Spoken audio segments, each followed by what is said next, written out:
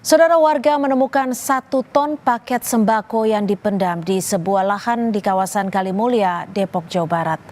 Saat digali di kawasan Kalimulya, Depok, Jawa Barat, sedalam 3 meter, warga menemukan ribuan kilogram paket sembako, beras, telur, tepung terigu, dan minyak goreng. Kurang lebih 1 kontainer sembako mencapai 1 ton yang ditemukan dalam tanah. Kasus ini masih diselidiki Polres Depok.